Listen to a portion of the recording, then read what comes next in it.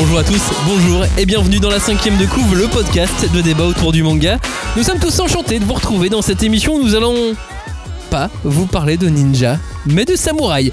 Plus précisément de Samouraï 8, la légende de Hachimaru, un manga signé par Akira Okubo et Masashi Kishimoto, l'auteur et créateur de Naruto. Oui, 4 ans et demi après la conclusion de Naruto, l'artiste a rompu le silence avec cette nouvelle série. C'est une sorte de fusion délicate d'éléments folkloriques et traditionnels japonais et d'un background SF. Tous ces éléments se heurtent les uns les autres pour créer une esthétique samouraï unique qu'on retrouve dans ce manga. Mais est-ce que c'était le bon moment pour Kishimoto ?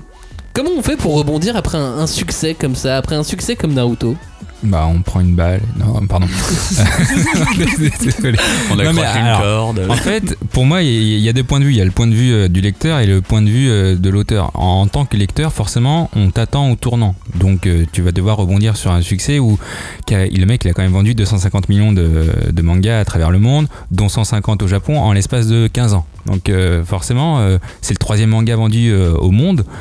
Et rebondir après ça, tu as une pression. Et comment tu peux faire ? Bah, soit il faut que tu sois un méga original ou pas. Mais après, du point de vue de l'auteur, c'est j'ai rien à prouver, donc je m'en fous en fait. Je fais ce que je veux, et après à vous d'apprécier ou pas, mais en soi, j'ai rien à vous prouver. C'est dangereux pour lui, pour sa carrière, ou justement il a rien à prouver donc il s'en fiche ? Moi je dirais que c'est pas spécialement dangereux. Par contre, en fait, si, je dirais que c'est dangereux. Je viens d'être pas d'accord avec moi-même, mais ça va, on s'est réglé, c'est bon. En fait, c'est hyper dangereux parce que souvent, j'ai l'impression que les mangaka, de manière générale, c'est des mecs de un titre. Et il y a que, dans mon souvenir, j'ai l'impression qu'il y a que quelques auteurs qui ont réussi à signer des séries aussi longues, en tout cas dans le shonen, et à en refaire une autre après. Tu vois, typiquement, en Toriyama, on n'a jamais refait derrière, tu vois, une longue série. Donc, finalement, c'est risqué, sachant, comme dit Joe, Naruto, c'est un manga qui a marqué tous les esprits. Donc c'est risqué de revenir au turban parce que en vrai, de la thune il en a, je pense. Ouais, mais c'est dangereux. Pourquoi alors ? C'est dangereux juste pour. C'est dangereux à cause du jugement en fait, tout simplement. Mais ces auteurs, ils ont pas une certaine addiction. Je pense à Hiro Mashima. C'est des mecs qui sont addicts au dessin, à l'écriture, à la création. Alors là, ils dessinent pas en l'occurrence, mais. Tu vois, tu parles d'addiction. Typiquement, Mashima, il a sorti Eden Zero combien de temps après la fin de Fairy Tail ? Très rapidement, oui. Alors que Kishimoto, il s'est posé quand même. Ouais, mais il a dit à la fin, il a fait des interviews, il a fait à la fin de Naruto, j'en pouvais plus. Je pouvais plus respirer, le rythme était intenable. Il disait dans une autre interview qu'il a marché pendant 2 ans juste pour voir le ciel et respirer. Le gars a fait Forrest Gump. Mais à la fin, même, il disait partout, j'en pouvais plus. Déjà quand il a fait Boruto, il a délégué le dessin, le scénario, il a juste mis voilà, c'est mon univers et puis mais il n'en pouvait plus.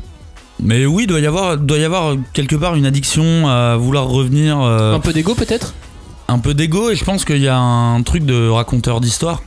J'ai envie de raconter une histoire, et je me souviens que j'avais lu une interview de Tony Valent, l'auteur de Radiant, qui disait que lui, s'il pouvait uniquement scénariser, c'est ce qu'il ferait. Alors que nous, on est tous ouf, tu vois, au niveau de son dessin et tout. Carrément. Mais en fait, je pense que ça fait partie de ces gens qui veulent raconter des histoires. Par contre, ils ont subi les contraintes graphiques que ça pouvait entraîner.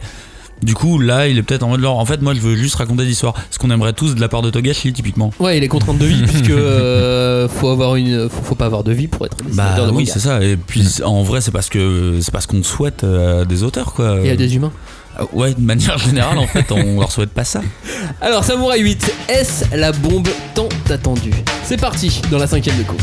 On ne pousse pas, s'il vous plaît. On ne pousse pas, c'est inutile. Le public n'est pas autorisé à assister aux épreuves éliminatoires. Moi, je crois que je pourrais être un très bon ninja. À quoi vous jouez ? L'heure est grave, c'est pas le moment de faire les guignols. Mais on n'a rien d'autre à faire, on peut pas sortir. On va leur faire notre attaque secrète, l'attaque de la Tour Eiffel, ils vont rien comprendre. Et il faudra aussi parler des dessins animés, notamment des dessins animés japonais qui sont exécrables, qui sont terribles. Oh, les bâtards! Oh, this you crazy mother...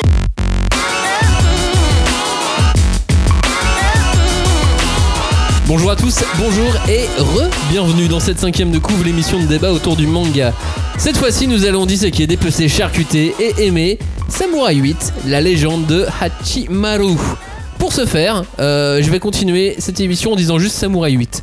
Parce que c'est chiant à dire. On se met d'accord maintenant, Samouraï 8. On va juste dire que Samouraï 8 maintenant. Ok. J'ai toujours dit 8. Et donc, laissez-moi vous présenter les deux membres de l'équipe qui ont été sélectionnés. J'ai d'abord un ninja fourbe et dangereux. Salut Cagnard. Ah, j'étais sûr, j'ai eu peur. Pendant un moment, je croyais que c'était moi, mais c'est Qui bon. d'autre? Et j'ai un samouraï Raciste. honorable et Samouraï. droit. Ouais. Salut Joe. Harakiri, power. C'est beaucoup. Aucun On dit- rapport. Si, c'est l'honneur, la Harakiri. C'est- Harakiri, c'est les samouraïs. C'est beaucoup Bah, quand même. je suis Mais samouraï. lui, il est samouraï. Ah Honorable. oui, pardon, putain, merde. Il suit Non, pas, bah, vas-y, c'est bon. bah, je suis encore sur le délire des ninjas, moi. Hashtag 5DC pour réagir à cette émission qui va être compliquée, vous l'avez déjà entendu. Hashtag 5DC, le groupe de débat autour du manga sur les réseaux sociaux, sur YouTube, sur Twitter, la 5ème de couve.fr, c'est le site internet. On est sur Sens Critique, on est sur Instagram. Ça grimpe petit à petit. Là, on a dépassé les 2000, Johnny. Ouais, et puis on a des commentaires, les gens ils sont trop contents de nous avoir découvert et tout. Merci à toi, Voilà. j'ai oublié ton pseudo. On n'a pas d'insultes, pas de rien. Non, aucun. Ouais, Aucune. c'est. Moi, je me méfie. On a Non, pas- mais Instagram, c'est très gentil, très poli. Hein. C'est bienveillant, Instagram. C'est Ah, très il y a que- bienveillant. Il y a que des cœurs, il n'y a pas C'est, de pouces en bas. Hein. C'est Twitter qui est beaucoup moins bienveillant. Bah, ok, d'accord. Et alors mais tous les gens sont aussi gentils avec nous sur Twitter. Bah, en fait. Les même gens sur sont gentils avec YouTube, nous un peu partout, c'est vrai. C'est ce que je trouve un peu énervant. En fait, ça m'énerve de ne pas énerver les gens. Parce Très que bien. je me donne quand même à ce niveau-là et Je me donne et j'ai on pas de énerve retour. personne, ça me saoule un peu. Oui. On va voir sur Samouraï 8. Alors, au programme donc de cette émission, nous allons parler de Samouraï 8 tout simplement. On va vous reposer le contexte de cette sortie. On va vous dire ce qu'on n'a pas aimé dans ce manga, mais on va vous dire aussi ce qu'on a aimé et pourquoi on aurait des raisons d'y croire. Ou pas. Réponse dans moins d'une heure. Avant de démarrer les débats, Johnny, est-ce que tu peux nous rappeler un peu le contexte de cette publication? Oui, alors posez-vous dans votre canapé. Naruto est fini, on est en février 2015. Kishimoto a besoin de respirer, il marche dans la rue seul sous le ciel. Pendant 2 ans. Alors je dis 2 ans, mais en vrai il y a eu 1 an sans nouvelles. Vraiment rien du tout pendant ces 1 an. Et en août 2016, on a une petite annonce dans une interview comme quoi Kishimoto veut faire de l'ASF. Il nous dit ça, voilà, je pense à un scénario, etc. Août 2016. Août 2016. Après, 3 ans de blanc, parce qu'on n'a rien pendant 3 ans. Tout le monde dit, il fait de l'ASF, mais il est toujours pas là. Si, on a Noël 2018. Non, 2017, de Noël 2018. Ah oui, il parle peut-être du staff. Non, il y a avec l'annonce. lui. Petit oui. visuel, petite vidéo Ouais. d'annonce. Le 24 décembre. Ouais, je vais pas parler de ça parce que, en vrai, moi je l'ai même pas vu. Donc, en tout cas, le premier chapitre, j'étais en voyage, je vous le rappelle. Le premier chapitre. Au Japon, sort- si je me souviens. C'est vrai en plus. Oui, Le donc premier t'en as chapitre pas, sort en France et au Japon donc le 13 et 14 mai, jour de mon anniversaire comme par hasard, mes 25 ans. Donc premier chapitre de 72 pages dans le Shonen Jump et en France via Kana sur leur site internet. Donc 5 ans, on va dire 4 ans et demi après la fin de Naruto, sort Samouraï 8 Hachimao. Mais Kishimoto ne fait pas tout, contrairement à Naruto. Alors là, c'est quand même une note importante, même si on le voit pas forcément dans la commercialisation marketing de Kana, mais Kishimoto est totalement, en théorie, dédié au scénario. C'est-à-dire qu'il ne dessine pas. Après, il dessine pas, mais les scénaristes au Japon, si vous avez lu Bakuman, ils font les némus. C'est une sorte de storyboard. Et puis après, il y a le dessinateur qui ancre et qui dessine vraiment les vrais dessins. Je rajouterais qu'en France, c'est une sortie très très très importante pour l'éditeur Kana. On est sur un lancement à hauteur de Promise Neverland. Ok. Dans ces eaux-là, quoi. Mais ce qui est normal pour le 3e auteur de manga au monde. Hein. Ah ouais, non, mais ce qui est carrément. totalement normal. Hein. C'est Donc, la nouvelle série de Kishimoto. Voilà, on a un super coffret collector qui sort. On a les 2 premiers tomes du manga et on va avoir des pubs absolument partout. Oui, je pense. À Paris, en province, dans les cinémas, dans les sur magazines. les internets. Enfin, normalement, vous allez entendre parler partout de Samouraï. Sur le Bon Coin, j'ai vu une... Non, je déconne. J'ai Dans pas ce vu. podcast, vous allez avoir un message publicitaire au bout de 24 secondes. Johnny, est-ce que tu peux aussi nous présenter le dessinateur qui n'a aucun c'est lien de parenté avec l'auteur de Fire Force? Oui, parce que vous n'êtes pas sans savoir que l'auteur de Fire Force, Atsushi Okubo, c'est pas Akira Okubo, c'est pas son frère, mais ils ont un nom qui se ressemble. En tout cas, il est plus ou moins inconnu, Akira Okubo. Il est resté dans l'ombre, mais en vrai, c'est le 7e assistant qui a été engagé sur Naruto, et il travaille sur Naruto depuis le tome 16, donc Kishimoto le connaît depuis un bon moment, depuis 2003. Attends, c'est symbolique, le 7e et pas le 8e. Oui. C'est vrai, c'est le 7ème, mais peut-être que c'est le 8ème. Ah oui, d'accord. Oui. Par rapport au Samouraï 8. Ouais, mais comme le 8ème, c'est un peu Kishimoto, finalement, c'est un peu le 8ème. Et voilà. Mais en gros, comment ça s'est passé à la fin de Naruto? Il y a Kishimoto dit à moitié en rigolant à Okubo que ce serait marrant de faire un petit projet tous les deux. Genre, on rigole. Après, Boruto est sorti, et puis donc finalement, au bout de 2-3 ans, ils ont commencé à plancher sur le sujet. Mais donc le rôle de Kubo, c'est censé être seulement le dessin. Alors, j'ai eu une interview sur le Jump Plus où il parle, où l'éditeur donc de Samouraï 8 parle de la collaboration entre Okubo et Kishimoto. Et c'est assez marrant parce que j'ai été assez surpris. Moi, je pensais que Kishimoto Sensei, le troisième auteur du monde, ça serait plutôt, voilà, tu fais ce que je dis et puis tu dessines. Mais selon l'éditeur, c'est vraiment une collaboration, un partage d'idées. Genre, si Okubo pense que le concept du cyborg est pas très bien, pourquoi pas le changer, en discuter avec Kishimoto, et selon lui toujours, a priori, il a son mot un petit peu à dire. Et moi, je pensais pas que c'était possible. Après, c'est peut-être ça aussi pour pas faire passer Kishimoto pour un connard. Mais en tout cas, c'était assez marquant, moi, pour que je le note. Donc, ça reste une interview éditeur après. Oui. Donc, forcément, il peut raconter, ce qu'il veut. Et promotionnel en plus. Et c'est pour ça que je dis à prendre avec des pincettes. Voilà. Mais moi, ça m'a quand même surpris de se dire, tiens. En tout cas, pour moi, d'un point de vue feeling, au niveau du bouquin, je le ressens. Après, il l'a pas dit. Je ressens une collaboration. Mais il l'a pas dit. Par contre, il participe au scénario. Non, il participe au concept, peut-être à revoir, etc. Mais il a pas dit, je fais l'histoire avec Kishimoto. Non, c'est Kishimoto qui fait l'histoire. Et après, ils en parlent, on va dire, sur les designs, sur. En tout cas, assez inconnu au niveau dans le monde du manga. Mais Kishimoto voulait absolument travailler avec lui parce qu'il est fan de son dessin. Et il trouve même une limite qu'il le dépasse et qu'il veut faire connaître ce talent à tout le monde. On reparlera du dessin tout à l'heure. En attendant, heureusement ou malheureusement, lorsqu'on voit arriver Samouraï 8, on est obligé de le comparer à Naruto. Surtout à nos âges, en fait, on n'a pas le choix. On est dans une obligation totale de le comparer à Naruto. Cagnard, toi, si tu reprends les toutes premières pages de Naruto et les toutes premières pages de Samouraï 8, ça donne quoi ? Ça donne que c'est pas la même chose. C'est pas la même chose. Ouais, ça, j'avoue, c'était à peu près évident. Mais c'est moins bon. C'est moins bon, enfin d'un point de vue très personnel, hein, c'est moins bon à l'ouverture en fait. Tu vois, en plus c'est marrant parce que j'ai abordé Samouraï 8 à l'inverse de la manière dont j'ai abordé Naruto. C'est-à-dire que Naruto, je l'ai lu alors que je ne voulais pas le lire parce que c'était le manga de ninja dont tout le monde parlait. Je voulais pas le lire, donc j'y allais avec les pires a priori. Et Hachimaru, enfin Samouraï 8, j'y suis allé avec les meilleures intentions. Mais n'empêche que les premières pages en tout cas ne donnent pas ce sentiment d'énergie, de légèreté, de la longueur, de l'incompréhension, de l'incompréhension, ouais. Un gros programme. J'ai senti un gros programme très chargé. En fait, il faudrait comparer le premier chapitre de Naruto avec le premier tome de Samouraï 8 parce que c'est exactement ça. C'est un tome 1 d'introduction, quoi. Ouais, c'est vraiment exactement ça, là où il y avait de la simplicité, parce qu'en même temps dans les toutes premières pages de Naruto, en fait, le concept n'est pas forcément très bien expliqué. On se concentre beaucoup sur Naruto. Là, à l'inverse, on explique sur le monde, beaucoup le concept, beaucoup le monde dès le début. C'est ça, dans le début de Naruto, c'est très Netketsu scolaire. Genre, il y a un rival, il y a un méchant, on est dans une école, il y a un tournoi limite qui arrive très rapidement vu qu'ils ont un examen. Et là, on arrive sur les premières pages, on fait putain, mais c'est complexe, je comprends. Et j'ai relu 10 fois, je pense, les premières bulles parce que je comprenais pas ce qu'il disait. Et après, au bout de 5 ou 6 pages, on a une parade où tu fais oh, c'est marrant, c'est original, c'est drôle, on continue. Et là, on fait ah, mais non, en fait, c'est une vraie intro. Ok, bon, non. Ouais, c'est plus. C'est plus. Mais ce début, ça me fait aussi me dire, parce qu'entre temps, depuis Naruto, on a lu d'autres Neketsu, d'autres mangas.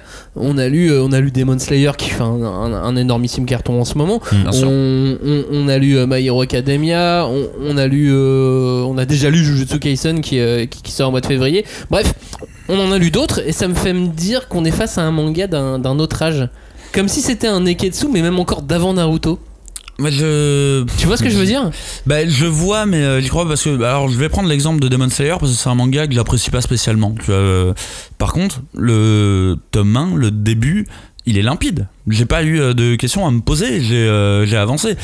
Et là, c'est le problème. En fait, le truc, c'est que j'ai l'impression que dans les premières pages, on passe notre temps à trébucher sur la compréhension de l'univers, sur attends, ça c'est quoi, et lui il fait quoi, et là où c'est limpide, Samurai 8 ne l'est pas. Donc c'est quoi tu vois, les premières pages de My Hero Academia, elles sont limpides. Ouais. T'avances, tout simplement. Là, c'est pas le cas en fait. Ouais, mais là, c'est à cause on va en parler dans une autre partie, mais c'est l'ASF qui pose problème là. Pour moi, c'est ce qui fait que c'est complexe et qu'il essaie d'expliquer plein de trucs et que t'es perdu et tu fais. Non, parce que c'est pas la SF qui l'oblige à lui dire que ça peut être de la fantasy, parce qu'au final, du fantastique, parce qu'au final, avoir une clé qui est dans chaque ninja et la boîte et machin. Ouais, mais t'as l'impression que parce que c'est de la SF, il se sent obligé d'expliquer des choses, alors que pour moi, quand on rentre dans un récit de SF, que ce soit en BD, une série, etc., en fait, on te met dans un univers. Et puis après, c'est à toi de te débrouiller avec les petits indices de l'auteur pour découvrir. Justement, la base, c'est t'expliquer l'univers, le monde. Là, on t'explique tout de suite le concept de samouraï dans ce monde. Et non pas ce qu'est ce monde. Est-ce que c'est une dystopie? Est-ce que c'est un monde sur Terre? Est-ce qu'on est sur une autre planète? Les premières pages, ils te parlent de l'univers. On parle de l'univers. On parle de l'univers très vague. On te parle d'un dieu, Fudomiyo, qui a une boîte de Pandore, qui a 7 clés. Il faut retrouver les 7 clés. De toute façon, s'il faut, on peut juste le comparer avec d'autres shonen de SF. Ou même, non, mais recompare-le à Naruto, tu vois, le concept de base, quoi. Après, effectivement, peut-être que le concept de base de Naruto, il est beaucoup plus simple. Le truc, c'est plutôt que dans Naruto, on t'introduit le concept de manière très légère au début, dans le premier chapitre, vraiment. On dit, c'est un monde de ninja, voilà, et on se concentre tout de suite sur le personnage de Naruto. Quand t'as fini le premier chapitre, après il commence à préciser vraiment cet univers et compagnie. Là, c'est exactement l'inverse, en fait. Il arrive, il te donne une série d'informations sur l'univers, alors que t'as même pas fait connaissance avec le personnage principal encore. Du coup, quand le personnage principal arrive, t'es un peu genre, attends, je suis même pas sûr d'avoir vraiment compris dans quel monde on était. Alors, je vais un peu avoir du mal à accrocher avec ce perso, et il y a vraiment un côté mal géré. Après, forcément, le perso de l'univers de Naruto était plus facilement appréhendable, on va dire. Ouais. Et surtout pour un concept c'est japonais. un univers de ninja, tu vois, voilà. Là, c'est un univers, contrairement c'est une galaxie. Contrairement à un univers de science-fiction où en fait c'est toi qui crée ton univers avec tes règles. Et je pense que c'est là qu'il s'est peut-être un peu fourvoyé, là où par exemple Earthgear était très simple dans son approche de la SF. Parce qu'il part de la Terre, il part de la Terre directement. Ou Eden Zero était très simple dans son approche de la SF. Qu'on n'aime pas, mais en tout cas, je me suis pas posé la question. Là, dès le début, je me suis posé la question de putain, il est compliqué cet univers. Et surtout, on connaît pas. On voit l'objectif général, récupérer les 7 clés, la boîte, mais l'objectif de Hachimaru, c'est sortir de chez lui. Oui, parce que autant Naruto, il voulait devenir Hokage, lui, il veut sortir de chez lui. Il est attaché. Mais c'est vrai que même au niveau, si on compare toujours à Naruto, tout est opposé. Même le héros, il est carrément pathétique. Il est faible physiquement parce qu'il a une santé qui ne lui permet pas de bouger, donc il est câblé. Et il a même un père. Alors, tout le contraire de Naruto, qui lui est plutôt jeune, dynamique, très bout en train, jeune cadre dynamique, et qui est orphelin. Donc là, on a l'impression que c'est vraiment l'opposé total. Ouais, mais il avait beaucoup de défauts, ce petit Naruto. Braillard, il était pas très bon à l'école. On dirait qu'il a voulu gommer tous ses défauts. Tu sais, les défauts de Naruto, on dirait qu'il a voulu les gommer en faisant Hachimaru. Ah non, il en parlait dans... Alors c'est pas l'interview du Jump Plus, celle-ci, c'était une interview d'un autre magazine japonais, où en gros, quand il paraît que Kishimoto, non c'est lui qui le dit, mais quand il était jeune, il était de constitution faible et assez mince, et du coup il a voulu justement montrer aux enfants que les gens ne sont pas parfaits, parce que dessiner quelqu'un de parfait, on peut pas s'identifier, on peut pas être empathique, et du coup il voulait montrer un mec un peu comme lui quand il était jeune, et donc quelqu'un qui est faible. Ça fait le jeu, sauf que les défauts de Hachimaru sont pas à la hauteur des défauts de Naruto. Enfin, vous voyez ce que je veux dire ? Ouais. Naruto, c'est toutes ces imperfections qui fait qu'on l'a apprécié, Hachimaru, il a des imperfections qui fait qu'on ne l'apprécie pas forcément. Je suis d'accord parce que en même temps, Naruto, il est assez insupportable quand tu démarres le manga. Il est insupportable. Il totalement. est insupportable, mais par contre, tu comprends très vite pourquoi il est insupportable. Alors que dans le cas d'Hachimaru, il est gentil malgré tout. Bon, il est un peu insupportable. Il est un peu insupportable, mais t'as l'impression qu'il est insupportable parce qu'il a. En fait, il est insupportable enfant gâté, alors que Naruto était insupportable et il avait connu mais justement il était en galère, tu vois. Et toutes ces séquences au début de Naruto où tu le vois, il est espiègle, il fout la merde et compagnie. Sauf que il rentre chez lui, il est tout seul, il se fait ses nouilles tout seul, et t'as un rapport à la solitude qui est hyper fort dès le début de Naruto. Alors que là, le héros, comme dit Joe, il est aimé finalement, il est choyé, et en plus t'as l'impression. Et c'est horrible de le dire, mais t'as un peu l'impression d'un sale gosse pas pourri gâté. Alors qu'il est malade et qu'il peut pas bouger, hein, mais c'est vrai que cette impression. Et en plus, laisse-moi jouer aux jeux vidéo. Tu veux un scooter aussi. Comment Cagnard lui mettrait des balles. Non, mais pour le coup, oui, il voulait un scooter. Oui, il voulait un scooter. Il voulait clairement un scooter. Mais du coup, ouais, il y a un côté un peu sale gosse. Je suis pas avec toi là. Ouais, bah non, mais je suis d'accord du coup avec Cagnard. Le fait qu'il soit un peu pathétique, faible, ça va pas nous attendrir. Après, on a toujours ce côté, il y a un Nindo, tu vois. Bon, là, Nindo, c'est pour Naruto parce que c'est les ninjas. Du coup, là, ça serait le Samundo, je sais pas comment c'est. Mais là, du coup, j'aurais dû chercher parce que je sais qu'il existe le mot, mais voilà. Ouais, c'est ça, et là, j'ai repris la citation parce que donc il le dit clairement au tome 1, c'est « Je vais déployer mes talents en parcourant cette galaxie, tel Fudomyo, l'étoile filante, ce sera moi la prochaine étoile filante. » Donc voilà, ce sera pas moi le prochain Hokage, ce sera moi la prochaine étoile filante. Mais même ça, on comprend même pas ce que ça veut dire, tu vois. Ça sera quoi l'étoile filante? Mais quoi? Autant Hokage, c'est un samouraï, cyborg. Hokage, c'est clair, tu vois. Tu vas être le président, quoi. Ouais. Mais là, tu vas être la prochaine étoile filante. Tu veux te barrer? Je comprends pas, tu vois. Bah, c'est une sorte de grand guerrier, quoi. Ouais, mais c'est ça, c'est genre, en fait, au lieu d'être un objectif précis, c'est un concept d'objectif, tu vois. C'est genre, je veux être la prochaine étoile filante. Ouais, non, mais attends, je sais même pas c'est qui, c'est quoi les étoiles filantes. Le terme au début, il y a trop de termes. Il y a beaucoup de termes. Il y a un milliard de dieux, enfin non, il y en a deux, d'accord, mais ils ont des noms trop chelous. Après, on te dit qu'il y a des samouraïs cyborgs, il y a des samouraïs normaux. Tu fais bon, ouais, d'accord. Et puis il y a des clés, puis il y a des sabres. Et puis ta colonne vertébrale, c'est une clé. Enfin, moi, j'ai mis 3 lectures à comprendre le truc de la poignée dans le chien robot du samouraï. C'est un bordel, ça aussi. Ça, c'est un gros bordel. En tout cas. Et d'ailleurs, on parle de Hachimaru en disant que c'est pas forcément un personnage pour lequel on a beaucoup d'empathie. Est-ce que ça vaudrait pas le coup de le comparer un peu à Boruto? En tout cas, de le comparer au début de Boruto. Boruto, il est trop cool par rapport à Hachimaru. Ah bah, moi, je trouve qu'ils sont assez semblables. Ouais, parce que du coup, il est un peu enfant gâté. Boruto, il est carrément enfant gâté. Il a un iPod. Ah, moi, j'avais eu envie de lui mettre des tartes dès le début, Boruto. Ouais, mais attends, son père, c'est Naruto. T'as déjà été éduqué par Naruto, toi? Non, mais ton père, c'est Naruto, respecte-le. Merde, tu le Hokage. Mais, alors, par contre, personnellement, je trouve que le début de Boruto, il est 10 000 fois plus fluide que celui de Samurai 8. Ah bah oui. C'est normal, c'est une suite de série aussi, tu vois. Mais t'as déjà l'univers, t'es déjà conscient du concept. Mais c'est plus fluide, par contre. Il t'explique un nouveau concept de voilà, on est à une autre époque ninja. Il y a encore plus de développement technologique et compagnie. Mais en tout cas, c'était fluide. Je l'ai pas aimé, mais c'est fluide. J'ai pas eu de soucis. Bah pour moi, c'est la SF qui. Le fait qu'il explique, moi, ça me gêne. Et pour moi, c'est à cause de la SF. Mais bon. Cette entrée en matière si compliquée, c'est la SF clairement. Pour vous, c'est quoi, Cagnard, pour toi? Tu reconnais le talent de Kishimoto dans ce début d'histoire? Mais non, mais genre pas du tout. Mais en même temps, après c'est aussi une question qui est piège, parce que c'est pas comme si je connaissais Kishimoto sur 5 débuts de série. Je connais Kishimoto sur 1 début de série et que j'estime parfait. Vraiment, je trouve que le début de Naruto est parfait. Et du coup, bah, s'il doit le comparer à Naruto, ça marche pas. Et pourtant, j'y vais vraiment avec les meilleures intentions du monde. J'y vais en me disant, ouais, allez, c'est pas grave. Tu sais quoi, je comprends pas très bien les concepts, mais vas-y, j'avance. Je te fais confiance. Et plus j'avance, et plus mon taux de confiance est, ouais. Ah, on est face à un scénario complexe. Oui.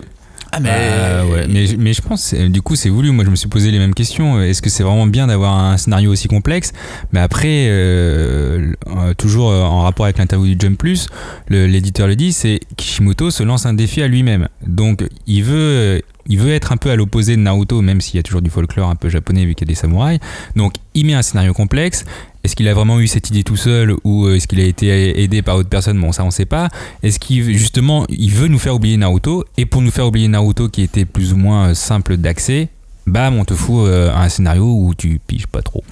Ce qui me paraît une très mauvaise idée, mais en même temps, dans cette interview, quand tu vois la position du tanto de l'éditeur par rapport à la science-fiction, c'est vraiment artificiel. Pour lui, la SF, c'est vraiment artificiel. C'est comme dans l'interview, c'est comme s'il disait Naruto, c'est trop simple. Là, on vous propose un vrai truc de ouf, tu vois. C'est nul. Enfin, je trouve comme raisonnement, c'est vraiment complètement nul.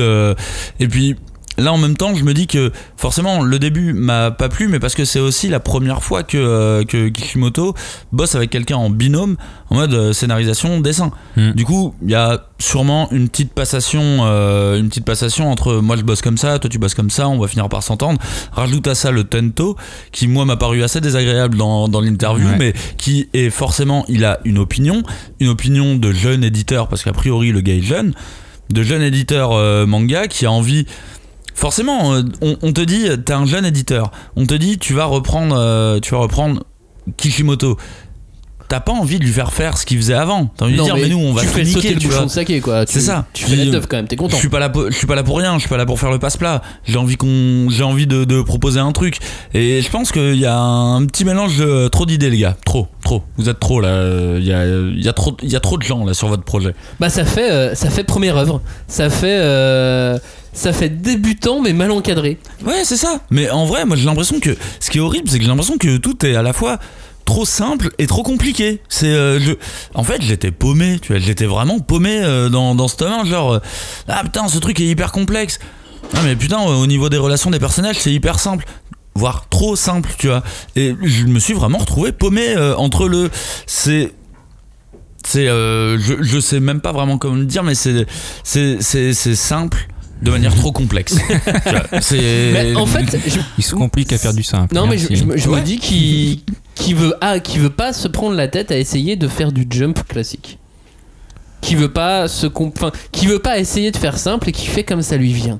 Et que il est Kishimoto, il fait ce qu'il veut, et s'il a une idée complexe, eh ben il la met en place et on lui laisse la mettre en place. Après, pendant ces 4 ans d'absence, il y a eu, je sais plus où est-ce que j'ai lu ça, mais il parle d'un temps de recherche où le mec il a planché très longtemps donc sur son dossier, sur la recherche documentaire, etc. Il a dit à un moment, ok, j'ai fini mes recherches, c'est parti, j'attaque le scénario, je fais mon projet avec Okubo, etc. Et je suis pas trop d'accord sur le fait qu'il y a un temps de collaboration à se mettre, enfin qu'il y ait du temps pour se mettre en place, parce que ils se connaissent depuis 2003. Mais c'est pas la même chose. J'entends, c'est un assistant, mais ils ont quand même tissé des liens. Ils savent parler rapidement sur telle ou telle chose. Oui, mais la relation a quand même rien à voir entre scénariste-dessinateur et assistant. Auteur et assistant de l'auteur. Assistant depuis des années malgré tout. Oui, mais du coup même en tant que dessinateur, je pense que oui, il y a une relation qui est un peu, et sachant que le mec, il était assistant, il sait que c'est pas lui la star de ce manga, tu vois. Non, bien sûr. Pour avancer un petit peu dans cette émission, parce que là, je nous sens grogner un petit peu. Ça grogne. En vrai, ça grogne. On est grognon, on est dérouté. Il y a quoi? Il y a cette histoire de clone aussi au début. Ouais. Enfin, au début, Samouraï 8, ça veut dire qu'il y en a 7 autres. Ouais. Putain, j'avais oublié ça. Au début, j'avais pas fait le rapport. Non, mais en vrai, j'avais oublié. Non, mais c'est vrai qu'à un moment, on voit les clones très rapidement, et je me suis dit merde, c'est une bonne idée ou pas? Et moi, dès que j'ai vu l'histoire de clones, je me suis dit putain, mais c'est Pain Nagato quoi. C'est le clan de Pain qui est relié à chaque fois par d'autres. Vous connaissez l'histoire avec Nagato. C'est pas une mauvaise idée en soi. Bah ouais, mais tu te dis, ok, on te met un fil rouge. Est-ce que ça va être un arc? Est-ce que ça va être toute l'histoire? Toi, t'as senti le côté Eco-Cup, je réutilise un vieux concept. Non, mais c'est un peu ça. Je me suis dit, il refait du Naruto ou pas alors? Pour moi, c'était une fausse bonne idée. L'histoire de dire les clones tout de suite. Enfin, après, en même temps, il s'appelait Samurai 8, comme a dit Maxime. Donc, oui, il fallait quand même raccorder un petit peu avec le scénar. Moi, ce que limite je trouve le plus déroutant, c'est vraiment le premier chapitre, parce que au final on a tous commencé par ça. Quand on a lu juste le premier chapitre avant qu'il y ait le premier tome qui soit sorti, le premier chapitre était accessible gratuitement partout. en fait, ce qui me choque le plus, c'est que c'est un mauvais premier chapitre. Et ça, je trouve qu'en termes de shonen, ça arrive tellement rarement, parce qu'il y a plein de shonen récents et compagnie que je n'aime pas, mais un premier chapitre, c'est tellement cloisonné, c'est tellement sur des rails que, en fait, pour moi, tu ne peux pas te tromper. En fait, c'est impossible. Je n'ai pas d'autres exemples de premier chapitre de shonen. Lui, il voulait proposer autre chose. Ouais, il s'est dit ok, je propose autre chose, allez on y va. Mais parce que je m'appelle Kishimoto, les gens iront de toute façon au-delà du premier chapitre. Et parce que je m'appelle Kishimoto, le rédac chef va dire oui. Non, j'avais un peu la même discussion sur Earth Gear, parce que Earth Gear, il avait posé les bases, j'ai prouvé ce que j'ai fait avec Black Torch, donc je peux prendre mon temps sur un tome entier et pas sur un chapitre. Je suis pas d'accord. Son premier chapitre de Earth Gear, il est totalement dans la construction d'un shonen jump. De toute façon, la construction d'un premier chapitre de shonen, elle est très simple. Tu présentes le héros, tu présentes l'univers. Il faut que dans les 100 premières pages, il y ait un affrontement qui va dévoiler le pouvoir du héros. Une fois que ça c'est terminé, après tu commences ton histoire. Earth Gear fonctionne exactement dans cet ordre-là. Ouais, c'est vrai. Le samouraï, c'est triste. Ce samouraï de l'espace, ça t'a plu par rapport au ninja par exemple? Ça c'est chaud, hein. Ça c'est en fait. T'aimes pas les samouraïs, c'est trop droit. Non, attends, non. Attends, j'adore les samouraïs. C'est toi qui les aimes pas, qui les trouve trop droits. Ça c'est vrai. J'adore les samouraïs. Je suis un gros fan de vagabonds. Mais en fait, je crois. Les délires, on mixe les samouraïs avec l'espace. Je crois qu'en fait ça marche pas pour moi. Je crois que vraiment il y a un côté nanar. C'est comme en fait. Je suis attiré par ça, et après quand je regarde je fais en fait c'est pas de qualité, tu vois. C'est comme tu sais les films les nanars qui ont été réalisés genre Giant Octopus versus Sharknado, tu dis ouais mortel, ça a l'air trop drôle. Et quand je les regarde, je fais ouais, la bande-annonce c'était drôle, le film non, ça marche pas, tu vois. Et là j'ai l'impression où on m'a dit des samouraïs dans l'espace, mais j'ai acheté direct. Et genre ouais non, en fait non, aucun rapport. Aucun rapport. Il y a un côté très Star Wars quand même, hein, dans ce côté samouraï de l'espace. Ouais, mais tu vois, Star Wars le fait, mais Star Wars n'a jamais dit que c'était un mix, tu vois. Non, bien sûr. Mais Kishimoto adore Star Wars. Il l'a dit. Ce qui est bizarre vu que ses films adorés c'est Little Miss Sunshine et puis. Et en même temps, Star Wars est beaucoup inspiré par Kurosawa aussi, donc il y a une connivence, hein. Mais je crois que les trucs trop frontaux comme ça, genre va y avoir des ninjas, mais pendant la Seconde Guerre mondiale. Ça me vend du rêve, mais en fait, ça marche pas trop. Alors, il y en a dans Neun, on en parlait dans la précédente émission. Mais elle est furtive, asiatique, elle a un katana. Pour moi, ninja, samouraï, c'est un peu le même combat. On a l'impression qu'il va repomper ce qu'il a fait avec les ninjas, mais pour les samouraïs. Après, c'est compliqué parce que j'ai écouté votre émission là, sur la fascination des ninjas. C'est gentil. Et c'était très bien, merci de ne pas m'avoir invité. Et du coup, le problème avec les samouraïs, c'est comme vous l'avez dit. Le mec était à New York. Ouais, le mec est vexé, hein. Le mec est vexé. Comme vous l'avez dit, c'est vrai que quand Naruto est apparu, les ninjas c'était pas méconnu, mais il n'y avait pas de méga hit avec des ninjas. Alors si, les Tortues Ninja. T'as pas écouté l'émission, en fait. À part les Tortues Ninja. Mais là, le problème avec les samouraïs, c'est qu'il y en a déjà plein qui sont passés et qui ont eu des hits avec ça. Il y a eu Kenshin, il y a eu Bleach. Là où Naruto, il était plus ou moins tout seul. Et c'est ça qui me fait dire que Kishimoto l'a choisi parce qu'il aime les samouraïs, il aime le folklore. Et c'est pas une idée marketing, genre je veux vendre, donc je vais prendre des samouraïs. Mais plutôt un choix sentimental. Genre Kishimoto veut faire du samouraï SF. Et c'est ça qui me laisse un petit espoir. C'est que il fait pas ça pour de la thune, il veut vraiment présenter un truc qui lui tient à cœur. Moi je suis en partie d'accord avec toi parce que effectivement pour moi Bleach a été la meilleure manière de moderniser le samouraï. Là il a modernisé de trop, tu vois, de beaucoup trop. Non mais je pense que là il y a une signification derrière, ça veut peut-être dire un petit peu plus de choses qu'il n'y paraît. Il y a une volonté de rester sur donc le traditionnel, sur le folklorique japonais. Ouais. Samouraï, ok. On reste avec un combattant, mais on passe d'un guerrier caché à un guerrier officiel. Un guerrier qui a qui a un code de l'honneur différent, un guerrier qui se présente à la face du monde, qui est le protecteur des princesses. Le ninja, c'est pas tout ça, tu vois. Le ninja, ça passe en fou. Oui, mais le ninja, c'était comme ça qu'il était présenté dans Naruto. Oui. C'était un guerrier de la lumière. C'était les soldats du gouvernement. C'était les soldats qui protégeaient le peuple. Ouais, mais de façon, je vois ce que veut dire Maxime, mais c'est pas de façon aussi affichée entre guillemets. Oui, là c'est vrai on va dire que le code de noblesse du samouraï, on va dire, là c'est vrai qu'il était moins présent dans Naruto, si ce n'est, c'est mon Indo. Ouais, il y a ça. Sauf que là, on est vraiment sur. En plus, ils font vraiment la distinction entre Bushi et samouraï. Les samouraïs sont officiels, les Bushi, c'est vraiment des sales combattants. Il y a un vrai truc un du mot très code moche de la chevalerie dans ce bouquin. Je suis d'accord. Quand on dit Bushi, vraiment, je pense à une boucherie. Non, pas moi. Non. Ah, ok, d'accord, très bien. C'est un sushi, c'est un beau sushi. Bushi. Moi, quand vous me dites Bushi, je pense à Yu Yu Hakusho, Non, oui, je la garde pour moi alors. le perso qui est déguisé en samouraï et qui a une hache énorme. Garde la parole, je voulais te poser une question, Cagnard. Au final, est-ce que tu commences à avoir de l'affection pour ce héros, pour ce personnage ? Alors, arrivé au tome 1, non.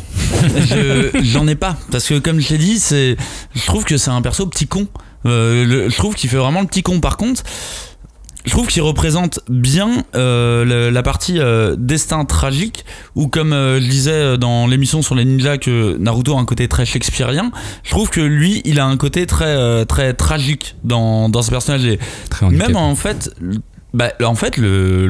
juste le principe d'avoir un personnage handicapé, je crois que c'est la première fois que je lis ça dans un shonen. Ouais, carrément. J'ai l'impression, j'ai pas d'autres exemples. Que disait Johnny, en plus c'est une volonté de la part de Kishimoto. On va rajouter aussi Nanashi, qui a son handicap sociétal. Ça aussi c'est rare dans ce genre de shonen d'avoir un personnage comme ça. Il a peut-être un handicap physique du coup, on le sait pas. Nanashi, oui, du coup, mais il a l'air plutôt social son handicap. Super intéressant ce personnage malgré tout. Moi c'est le. Mais là tu vois, on arrive déjà au tome 2. Non, Nanashi c'est tome 1. Il arrive dans le tome 1. Il arrive dans le tome 1. Je les ai vus d'affilée. Mais lui a commencé à. Tu vois, je suis parti du perso principal que j'aimais pas. Lui a commencé à me faire ah tiens, mais. Il est stylé ce perso, il est original en tout cas. J'ai pas vu de perso comme ça dans le manga. Mais carrément, il est original et en plus, on nous fait comprendre d'emblée que il va disparaître tout de suite, mais qu'on va le revoir. Oui. Mais il vient, il repart. C'est marrant parce que mais il va revenir. J'aime bien. Ouais. Après moi, quand je l'ai vu, je me suis dit. Est-ce qu'il l'a mis juste pour introduire un peu le thème sociétal actuel qui est le transgenre ? Parce que en gros. J'en parle parce que c'est pareil dans mon entreprise, on a monsieur madame, mais on nous a demandé aussi de mettre Vous avez aucun les des bouquins ? Non, on n'a pas des bouquins, mais je parle de ça. Et c'est clairement ça un peu dans le manga. On dit pas si c'est une femme, on dit pas si c'est un garçon, et lui-même ne veut pas vraiment le dire. Et est-ce qu'il a voulu introduire cette petite idée sociétale dans son manga pour dire voilà, on est un peu moderne, il y a des questions où franchement il faut se poser aujourd'hui, est-ce que le genre ça a vraiment une importance? J'ai l'impression qu'il l'a aussi fait pour ça. C'est possible. Après j'ai pas l'impression par contre que ça soit fait au forceps. Non. Après c'est vrai que quand on en a parlé handicapé, depuis que j'ai vu l'expo Jodorowsky, je me dis est-ce que Jodorowsky a pu faire un shonen avec Kishimoto? Ça aurait été marrant. Ça aurait été marrant et compliqué entre les relations. Est-ce que tu nous as parlé de Hachimaru, Johnny? Est-ce que tu as donné Non, mais en fait, j'en ai un peu parlé tout à l'heure. C'est que moi, je trouve qu'il est vraiment à l'opposé de Naruto. C'est-à-dire que Naruto, il était vraiment bout en train, partout, il sautait partout. Et là, il veut vraiment être opposé. Donc, on met comme dit Cagnard, quelqu'un qui est faible physiquement. Et il est pas marrant, quoi. Il a l'air chiant, surtout. Et il commence à être marrant quand justement il est plus handicapé, bizarrement. non mais je suis désolé, vrai message de Kishimoto. C'est un peu chelou. Malgré tout, tu vois qu'il garde sa béquille et que c'est grâce à sa béquille qu'il va s'en sortir. Et je pense qu'elle va revêtir plus d'importance qu'on l'imagine aussi, cette béquille. La symbolique reste là en tout cas. Ouais, que tout à fait. Effectivement, il a un pouvoir maintenant et compagnie, mais en tout cas, il a toujours cet attachement, on va dire, cet attachement physique à son handicap. Cette émission s'appelle Samouraï 8, la bombe tant attendue, point d'interrogation. Mais en fait, à quoi on s'attend? À quoi vous vous attendez? Mais en fait, c'était ça le bleu. Et ça, j'ai pu le capter qu'après avoir lu les deux tomes, c'est que au final, c'était ça le plus à admettre. C'était le plus dur à admettre, c'était mais en fait, comment t'es censé appréhender ce genre de récit? Je veux dire, objectivement, vraiment, on a tous essayé de partir sur ce principe de voyons cette œuvre comme la nouvelle œuvre de Kishimoto. Partons de zéro. Mais en fait, c'est impossible. C'est impossible, je veux dire, rien que de par la place de Naruto, comme a dit Lonnie au niveau des exemplaires. En fait, a priori, à partir du moment où tu as commencé à lire du manga au niveau des années 2000, Naruto a forcément eu un impact sur toi. Évidemment. Donc, à un moment, il n'y a aucune objectivité. Et il y a surtout, et c'est ça le plus compliqué, il y a forcément un élément de comparaison. Et en fait, il y a aucun moyen de. Je peux pas dire ce que j'attendais. J'attendais à un truc que j'adore. Voilà. J'attendais un truc que j'allais adorer dès le début. C'est joli. Et c'est pas arrivé. Ouais. Johnny. Non mais moi quand on m'a dit SF, j'adore la SF. C'est faux. Et si j'adore. On The Expanse peut-être pas, mais Ah non, c'est de la merde. Lost in Space, tu vois, c'était marrant, c'était pour les gamins, mais c'était marrant. aussi. Bon bref, laisse-moi avec ma SF. Et moi je trouve et moi du coup, moi c'est surtout là-dessus que je l'attendais. Et pour moi, ce qui fait, pour l'instant, c'est mon avis à moi, mais c'est de la fausse SF. Il n'y a pas de vraie et de fausse SF, mais moi je veux l'appeler comme ça, c'est de la fausse SF où l'SF et la science-fiction n'est là que vraiment que pour le décor. Et c'est pas une partie intégrante de l'histoire pour l'instant. Il y a après je suis méchant en disant ça parce qu'en vrai il y a des grosses parties, il y a des samouraïs cyborgs, il y a des mais clés, regarde, etc. En le disant, il y a des samouraïs cyborgs. Ou en vrai c'est de la SF, hein, faut pas non plus être con pour le voir. Mais pour moi c'est pas de la bonne, en tout cas c'est pas celle que j'attendais. Moi t'as l'impression que c'est science-fiction, on est dans l'espace et puis basta quoi. Moi je m'attendais à un truc plus simple, plus limpide. Je m'attendais à ce que ça soit d'une efficacité mais mortelle. Ouais. Bah l'efficacité de Kishimoto quoi. Bien sûr. J'ai lu 3 fois déjà Samurai 8 pour différentes raisons. Je l'ai lu 3 fois. Tu vas beaucoup aux toilettes, vide. Ça va, hein, tu peux le dire. Et à la 3e, le tome 1 m'a enfin paru limpide. Ouais, tu m'étonnes. J'ai enfin tout compris et parce que j'ai mis du temps. Mais j'ai enfin tout compris après la 3e lecture malgré tout. C'est fort. Enfin, voilà. Et maintenant que j'en suis à ces 3 lectures des 2 premiers tomes, je me dis qu'il y a des idées qui peuvent être énorme. Au début, j'avais trouvé qu'il y avait des bonnes idées, mais là, je trouve que certaines sont vraiment excellentes et ça me donne envie d'y croire quand même, malgré tout. Bah écoute, c'est exactement en fait, c'est exactement la différence, je trouve, entre le tome 1 et le tome 2. Je trouve que le tome 1, il est plein de désespoir, d'attente ou d'attente déçue, on va dire. Et le tome 2, bah en fait c'est en lisant le tome 2 que tu commences à dire mais en fait tout n'est pas acheté. Et même en fait au contraire, j'ai l'impression que plus on avance dans le manga et plus le récit se simplifie. Et c'est comme s'il avait évacué dans le tome 1 ces trucs chiants et que dans le tome 2, hop, straight to the point, on avance. Là j'ai commencé à kiffer. Là j'ai effectivement commencé à kiffer. Si on nous avait expliqué le nen au bout de 3 pages dans Hunter x Hunter. Mais c'est exactement s'il avait expliqué le nen vraiment. Mais la vraie même bonne ça, explication. Mais même ça, je pense, j'aurais préféré. Moi, je pense que c'est bien. En vrai, il y a de l'espoir. Moi, le potentiel de l'univers. C'est ça sur lequel je vais m'attarder et c'est à voir justement ce que la SF va donner dedans, entre guillemets, de la vraie SF, là où la technologie influe l'histoire, là où on a plus que juste des combats.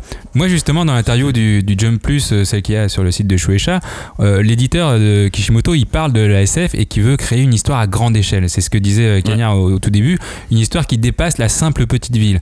Mais c'est ce qui me gêne en fait dans ce propos, parce que on dirait que quand il dit ça, pour lui la SF ça se réduit en gros à on est dans l'espace, c'est l'univers, c'est grand, voilà, c'est de la SF. Bien sûr, c'est mon interprétation et c'est sûr que je réduis clairement ses propos, mais c'est de ça dont j'ai peur en fait. C'est que la SF soit juste là pour le décor. Après, moi j'adore ça et l'éditeur aussi lui dit, c'est ce qui est bien avec la SF, c'est qu'il n'y a pas de limite. On peut tout imaginer et c'est aussi ça la grande difficulté. C'est que l'éditeur le dit plus ou moins dans l'interview, c'est que c'est compliqué. Il faut établir une nouvelle culture, une histoire, une technologie et basée quand même sur un monde réel. Et du coup, la force de tout ça, c'est d'arriver à emmener le lectorat dans ce monde imaginaire, dans ce monde super dur. Et c'est chaud parce que déjà, la base, c'est les Japonais.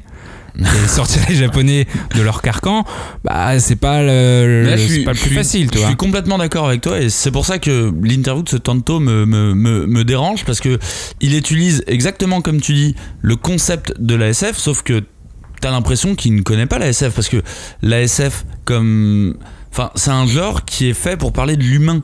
C'est pas un genre qui est fait pour dire waouh, découvrons tout ce qui va se passer au-delà de l'univers. Tu vois c'est que pour Kishimoto a envie de placer des éléments sociétaux dedans, avec ce personnage handicapé, avec mais Nanashi. t'as pas besoin de te foutre dans l'espace pour ça, par contre. Non, pas forcément. Normalement, si tu te fous dans l'espace, c'est que tu veux raconter autre chose. Tu veux raconter le comportement humain. face à une autre situation, un autre contexte. Après, il va peut-être partir dans l'espace, a priori. Lui, j'ai l'impression qu'il aurait pu dire le Far West. Le Far West, bah ouais, c'est grand. Ouais, mais alors mais on ça peut parle raconter pas, tout ce ça qu'on parle veut. pas au japonais aussi. Non mais il aurait pu dire ça vraiment, genre voilà, le Far West, bah c'est génial, c'est grand, il y a de la place, on peut raconter ce qu'on veut. Ce qui est sûr, c'est que c'est long à mettre en place, le début, mais j'ai peut-être une idée sur ce souci de mise en place. Après cette troisième relecture, je me suis rendu compte que le langage était compliqué, qu'il ne parlait pas de la même façon, que les personnages ne parlaient pas de la même façon au début du tome 1 qu'à la fin du tome 2. Et c'est pas forcément ce qu'ils ont vécu qui fait ça. Je pense que c'est aussi dans l'écriture de Kishimoto. Bon, on est... Il y a la trad. Ouais. En plus, oui, nous, on a la trad. Mais j'ai l'impression qu'au début, ils voulaient vraiment les faire parler comme des samouraïs d'estampes japonaises. Mais en fait, je m'en étais pas rendu compte, mais ouais, carrément. Il y a vraiment... C'est beaucoup plus fluide dans le tome 2, c'est beaucoup plus oral en fait. Ouais, ils se parlent normalement. Il y a une oralité, il y a un truc, alors qu'au début... Ils parlent comme des samouraïs officiels. Comme des chevaliers, vraiment, ils parlent à l'ancienne en fait. Ouais, moi j'ai pas lu les dialogues finaux parce qu'au final c'était un exemplaire presse du début, donc oui, bien sûr. Je sais pas si c'était les dialogues. Effectivement, on a eu en main des exemplaires destinés à la presse. Est-ce que ça a été retouché après justement ça a potentiellement été retouché. Sûrement. Il faut les voir au niveau japonais. Il y a un autre truc avec ce manga, c'est que ça marche pas trop dans le Jump pour l'instant. Bah ça le public japonais ça oscille entre la 8ème et la 10ème place, quoi. Ouais, c'est ouf. Des classements du Jump. C'est ouf. Non, mais oui. C'est ouf parce que c'est Kishimoto, mais non, en fait, c'est pas fou. Là, c'est pas fou. On aime bien, mais t'imagines du coup déjà de base le nombre de places qu'il a perdu au démarrage avant que nous on a commencé à kiffer au tome 2. Eh ben mine de rien, il a eu le temps de perdre de la place pour revenir derrière ça. Mais ça doit être hyper dur pour Kishimoto. Peut-être qu'il en a rien à foutre. Oui, en vrai, peut-être qu'il en a. Mais je me dis comme auteur, allez, mettons qu'il a pris le melon, tu vois. Il a pris le melon et il se dit voilà, moi j'en ai rien à foutre, je vais pas faire comme les autres, je vais faire différemment. Et de toute façon, les gens vont forcément kiffer ce que je fais. Paye ta réaction du public, quoi. Bah voilà. T'étais à quelle place à l'époque de Naruto dans le Jump? Et dans les ventes, il y a un autre souci, parce que ça c'est les notations des lecteurs du Jump, mais dans les ventes c'est la première semaine, ça Johnny, que je t'ai dit avant de commencer l'émission, 20 000 exemplaires. 20 000 sur une population de 120 millions, c'est... c'est compliqué. Ouais, c'est pas facile. C'est des premiers jours très très très très compliqués. Mais c'est pour ça que pour moi je le relie à la population japonaise où clairement la SF c'est pas trop leur dada, alors que toi nous on baigne un peu dedans quand même plus que les japonais, je trouve, avec la franco-belge on était quand même pas mal éduqués entre guillemets là-dessus. Et les japonais, eux, ce qu'ils aiment, c'est le nationalisme, c'est leur folklore plus ou moins. Oh là, tu t'enflammes là. Et je vais peut-être un peu loin et j'exagère bien sûr un peu, mais effectivement, voilà. Je pense que typiquement ils ont plus d'attrait au fantastique. Non, mais les méga hits japonais, les méga hits de manga japonais, c'est pas de la SF. Il y a Akira et bien sûr et Gum qui passent comme ça, vite fait, mais les 3 premiers mangas au monde, c'est pas de la SF. Oui, t'as pas besoin des trois plus gros hits du manga. Pour illustrer. N'empêche qu'ils sont habitués au manga. Oui. De SF. Ils savent, ils voient quand même à quoi ça ressemble, tu vois. Sauf que on parle de seinen. Il y a aussi ça, c'est aussi un élément hyper important, et c'est le principe de l'émission qu'on avait fait, la SF est-elle réservée au seinen, c'est que de la SF shonen, compliqué. C'est vrai. Et en même temps, je voulais faire un petit aparté aussi sur le marché japonais en ce moment des ventes de mangas. Il y a une folie furieuse Demon Slayer. Ouais. C'est-à-dire que les 17 premiers tomes de Demon Slayer sont dans le top 30 c'est fou ça. Des ventes de manga. Ouais, et qui est un manga qui est à l'opposé de ce que peut proposer Samurai 8. Et un manga qui est sorti il y a 2 ans. Tu vois, c'est ça aussi le truc. En gros, il rapproche. Il y a eu plus de ventes de Demon Slayer que de One Piece en un an pour la première fois depuis. Voilà, mais parce qu'en fait, les gens n'avaient pas acheté Demon Slayer à l'époque et ils l'achètent maintenant. L'animé. Donc du coup, ils rattrapent avec 17 tomes. Donc forcément, ça va vite. Ça doit être bon ça quand même. Ouais. Au Jump ils sont contents, mais c'est surtout sont très contents d'avoir des auteurs comme ça, des mangas comme ça, parce que on rajoute Kishimoto qui est 8ème. Mais il est 8ème parce que devant il y a Jujutsu Kaisen, il y a My Hero Academia, il y a One il est en Piece, concurrence il y a avec, Demon Slayer. Enfin, la concurrence elle est forte aussi. Hein. Allez, ouais, enfin c'est Kishimoto quand même. Ouais, bah oui, mais du coup, il est pas assis sur son piédestal, quoi. Finalement, il a encore des rivaux. Je suis bien d'accord qu'il est pas sur son piédestal là. Pas à ce niveau-là en tout cas. Au niveau des personnages, est-ce qu'on a fait le tour? Est-ce que vous voulez dire encore des choses au niveau de ce tome 2? Qu'est-ce qu'on raconte? Que vraiment, plus on avance dans le bouquin, et plus les personnages deviennent intéressants, et même Hachimaru devient un petit peu attachant pour le. Je suis toujours pas attaché à 100%, mais il devient un perso normal de shonen. En fait, il devient un perso normal, et il y a vraiment j'ai réussi un peu à sourire, pas rire, mais j'ai un peu réussi à sourire avec lui, et en même temps j'avais un petit pincement au cœur, une petite larmounette, tu vois, à d'autres moments. J'ai commencé à ressentir des trucs en fait pour lui, juste ressentir des émotions pour lui et pour les intérêts scénaristiques qui pouvaient arriver, et du coup là je commençais à être dedans là. Non, c'est vrai que le tome 2, heureusement qu'ils sortent les deux tomes en même temps, parce que pour moi c'était mort, mais non, clairement il est pas pareil dans le tome 2 que dans le tome 1. Et je pense que c'est vraiment parce qu'il est plus handicapé. Mais après, chacun le voit. Mais c'est vrai qu'il est plus attachant, il a l'air plus humain en fait. L'autre c'était un sale gosse. Oui, il y a un côté plus humain. Mais après, c'est aussi qu'il découvre la vie. Et c'est ça qui est bien, c'est que là, tu peux sentir de l'empathie avec lui parce qu'il découvre la vie, il découvre qu'est-ce qui se passe dehors. J'étais enfermé pendant toute j'étais mon un enfance. Petit con à l'intérieur. Et maintenant, finalement, il y a une certaine humilité quand même. Parce que malgré tout, je me suis quand même éclaté sur la fin. Non, il y a des trucs bien. On peut pas. Il y a des personnages. Le maître d'Aruma, il est cool, il est marrant. Il est cool. Le chien qui fait miaou. Écoute, j'aime bien l'idée. Ça marche. Ça marche avec moi. La princesse est cool. Ouais. Mais en fait, on la découvre à peine là, dans le tome 2, on découvre à peine. J'espère qu'elle aura de l'intérêt et de l'importance dans le tome 3. Évidemment, elle va ressembler à Sakura, moi j'ai l'impression. Ouais, je sais pas. Elle est méga timide. Je sais pas. Mais Sakura était pas timide, elle a jamais été timide. Sakura. Elle ne parlait pas, elle était en retrait. Sakura? Mais oui, elle était timide avec son grand front, elle est cachée. Non, Sakura elle a toujours été grande gueule, elle a toujours mis des grosses patates à Naruto, si ce n'est que elle était amoureuse de Sasuke, mais elle a jamais été timide. À la limite, Anne ressemble plus à Hinata. Oui, voilà, c'est ça. Hinata, oui, j'ai oublié Hinata. Parce que j'étais amoureux d'elle, du coup, pour moi. T'étais amoureuse d'Hinata? Ah ouais, moi. Les filles sans pupille, tout ça? Ah ouais, stylé. On kiffe. Mais en fait, moi, c'est là que, tu vois, j'ai vraiment un problème parce que mon sentiment, il reste mitigé. Ça, c'est comme ça, tu vois, entre le tome 1 et 2, il y a du très mauvais et du très bon. Mais ce qui est vraiment curieux, c'est que quand j'ai terminé le tome 2, je me suis dit, ah putain, ça y est, son histoire elle commence. Vraiment, quand j'ai terminé le tome 2, je me suis dit, ça y est, c'est maintenant que ça démarre en fait. C'est maintenant. Alors c'est ce qui est mathématiquement impossible pour un manga, tu vois. Il n'y a pas de manga où je me suis dit au tome 2, ah ok, c'est maintenant. Là, c'est l'impression que ça m'a donné, et du coup, j'ai grave envie de lire la suite. Parce que il y a des esquisses, il y a des passages, où j'ai retrouvé Kishimoto. J'ai retrouvé le truc de Kishimoto, quoi. Non, c'est clair. Après, ce qui est bien aussi avec la science-fiction, c'est que c'est quasiment un univers illimité. Tu peux imaginer ce que tu veux. Tu peux faire mourir des gens en te disant non, il sera peut-être pas mort, il reviendra plus tard. Il y a des samouraïs cyborgs, donc tu te dis. Ils sont immortels. Déjà, est-ce qu'ils ont quelque chose d'humain? Est-ce qu'ils sont vivants? Comment tu les tues?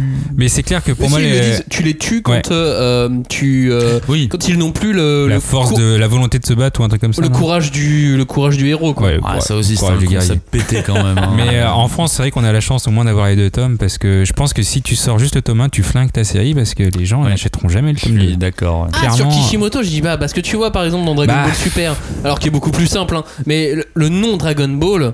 Après, c'est une licence, mais le nom Dragon Ball suffit aussi à faire des ventes. T'avais le nom Dragon Ball, là t'as quoi? T'as Samouraï 8. Le nom de Naruto fait vendre des Boruto, tu vois. Ouais, mais ça marche une fois. Mais le nom de Naruto va faire vendre des Samouraï 8, moi je pense. Oui, bien sûr. Non, mais bien sûr que le nom de Naruto va vendre des Samouraï 8. C'est pour ça d'ailleurs qu'ils ont mis Naruto et qu'ils n'ont pas mis par l'auteur de Naruto. Enfin, ils n'ont pas mis Kishimoto et Okubo. Ils ont dit par l'auteur de Naruto, et Okubo n'apparaît presque nulle part. On parle du dessin 2 minutes? Bon, Allez. On peut. Allez. Parce que Moi, je suis pas il y a des trucs qui sont super intéressants. Moi je suis pas d'accord avec Cagnard là-dessus, donc je laisse Cagnard répondre d'abord. Alors je commence. Très bien, Moi j'ai trouvé que c'était faible. Alors que bizarrement, quand j'ai commencé le bouquin, j'ai trouvé que le dessin il se tenait vachement. Et bizarrement, je trouve le gars a un trait arrondi à la manière de Atsushio Kubo de Soul Eater. Mais je trouvais que ça marchait bien. Et plus on a avancé, et en fait, plus les affrontements ont commencé, et plus je me suis dit waouh, en fait non, c'est trop chargé, je ne comprends pas les combats. je ne comprends pas ce qui se passe. Mais parce qu'en plus les mecs, enfin il y en a un qui est une étoile filante, l'autre c'est une météorite. Il y a des bulles partout. Attends, mais tu t'es coupé le bras, mais est-ce que c'était plutôt un orteil? Vraiment, je ne comprends pas les combats. Le reste du dessin, il y a pas de souci sur le découpage et tout. Par contre, il a pas l'ambition graphique d'un Kishimoto qui prenait des risques vraiment d'un point de vue de plan et compagnie. Il fait un travail correct, mais par contre, au niveau des bastons, je ne comprends pas. Attention, les cadrages, c'est Kishimoto qui. Oui, c'est lui qui fait storyboard. Hein. Ouais, je pense qu'il a dû se dire, il est pas au niveau le poteau là. On va pas lui donner des trucs trop compliqués. Justement, il a dit qu'il voulait montrer son talent et. Déjà, regardez, il y a un élément du dessin de Kishimoto qui est primordial, qui revient du tome 1 de Naruto jusqu'au dernier, c'est l'angle du fisheye. J'étais sûr que il y en a pas. Bah, parce que là on est en science-fiction, il y a plein de bubules à faire. Ah oui, c'est vrai que le fisheye. Non mais pour le coup, moi le dessin je trouve pas moche. Je trouve qu'il est assez sympa et justement moi, j'aime bien ce côté rond, mais parfois ça fait un peu trop enfantin. Après c'est ce qu'il veut aussi, c'est toucher le public assez enfant au niveau de la SF. Et comme le dit Cagnard, le problème c'est qu'on comprend rien. Et il faut vraiment faire un effort pour essayer de comprendre. Moi c'est toute l'histoire des bubules sur le côté. Genre on est en science-fiction, donc il y a une sorte de matérialisation par le biais d'eau ou tu sais pas quoi. Et tu fais. Ah oui c'est ça, t'as l'impression que c'est de l'eau. Ils sont sous l'eau. Mais au début c'est super dur à dessiner. Mais c'est super dur à dessiner et c'est aussi super dur à comprendre parce que tu vois pas en fait ce qu'il veut dire. Il y a des pages, je pense, je les ai regardées 5 fois en disant attends là l'épée elle fait quoi? Elle coupe et du coup il se matérialise autour et c'est ça qui m'a gêné le plus. Mais pour moi le dessin je le trouve beau, juste que on comprend pas grand chose au début il faut que tu dises que dans un monde de science-fiction il faut se plonger dedans quoi. En fait il y a effectivement des moments où on comprend rien, notamment quand les samouraïs s'affrontent, quand ils sont en mode super combat et qu'ils se déforment et donc du coup on n'arrive plus à les reconnaître puisqu'ils sont en plusieurs morceaux. Et là effectivement non, mais c'est le cas, c'est vraiment ça. Et là c'est compliqué. Il y avait un auteur d'un manga pour enfants qui est un manga de toupie, vous voyez. Oui, Bakugan. De quoi? C'est pas Bakugan non? Non, on a deux idées différentes. T'as dit quoi? C'est Beyblade. Ah oui, bah c'est Beyblade, oui. Non, oui, Bakugan, c'est autre chose. Oui, je parlais de l'auteur de Beyblade, Hiro Morita, qui m'expliquait que lui, il a dû énormément simplifier son dessin, parce qu'il s'adressait à des enfants. Ouais. Et pour réussir à simplifier son dessin, il a dû faire moins de traits. Ah bah tu m'étonnes. Dans chacun de ses dessins, de ses décors, il faisait la même chose, mais il enlevait des traits. Ouais.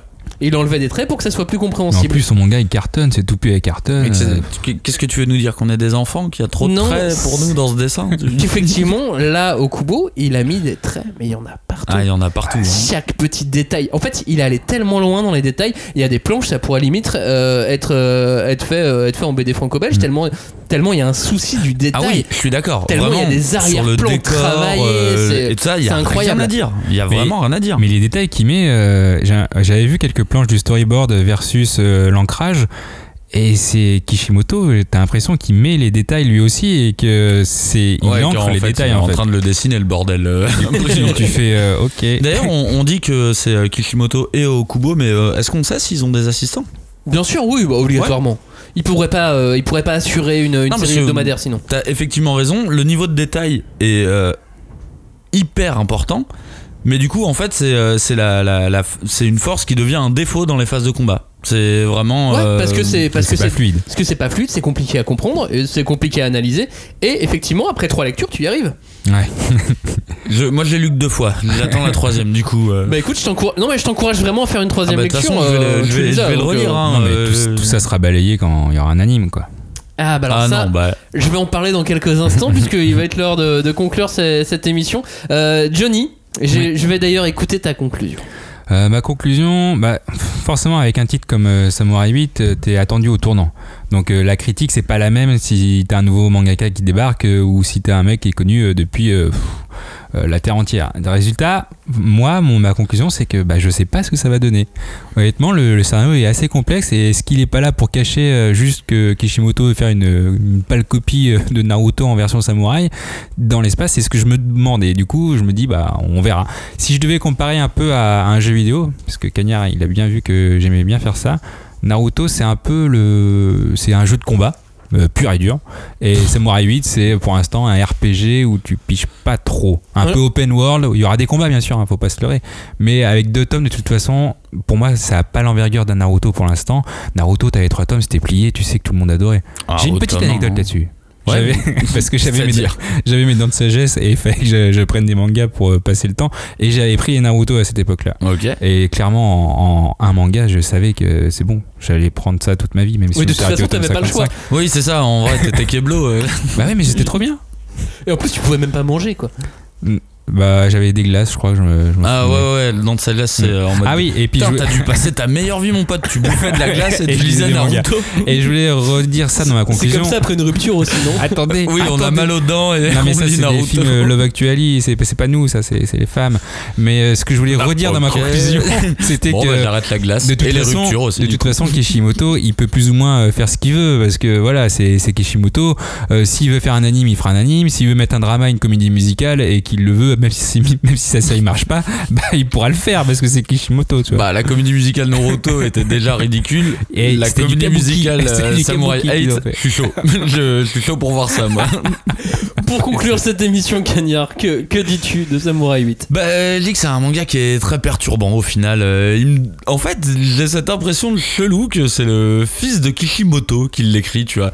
Comme s'il avait essayé de singer son père, mais il a 13 ans, alors du coup il a 13 ans et du coup il a des idées à la con, genre les samouraïs dans l'espace. Et normalement ton père débarque, te met une teutard et dit non, tu fais soit des samouraïs, soit tu fais des trucs de l'espace. Mais en vrai, je vais continuer, et il faut continuer, il faut lire parce qu'il y a vraiment de très bons éléments dans ce bouquin, et vraiment à la fin du tome 2 j'étais convaincu, mais par contre c'est comme si cette lecture de 2 tomes est une quête initiatique, tu vois, c'est la galère au début, il va y avoir des épreuves, mais finalement tu vas te faire des amis avec les pages a priori, et pour au final arriver à te dire ah ouais, en fait c'était ça le One Piece, c'était de pouvoir acheter le tome 3 a priori. Mais j'ai vraiment envie de continuer, quoi. Avant de conclure à mon tour, je voulais aussi signaler 2 choses par rapport à la science-fiction. On a beaucoup parlé de SF, fausse SF, shonen SF. Le Shonen Jump vient d'annoncer 2 nouveaux mangas. On a seulement des visuels comme à chaque fois, sauf que t'as un visuel d'un mec avec un robot flic, et t'as un visuel de 5 mecs en combinaison spatiale. Sans compter qu'en plus en ce moment il y a le spin-off de Dr Stone sur le père du héros. Il y a déjà un spin-off, oh putain, qui